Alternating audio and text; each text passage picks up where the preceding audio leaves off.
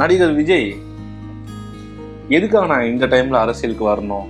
One thing நான் கேட்டேன்.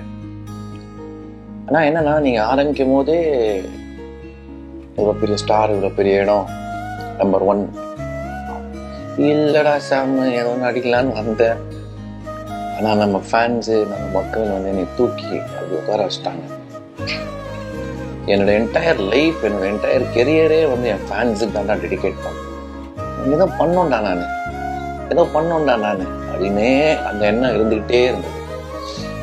I personally feel பணம் சம்பாதிக்கணுமா தேவையில்லை.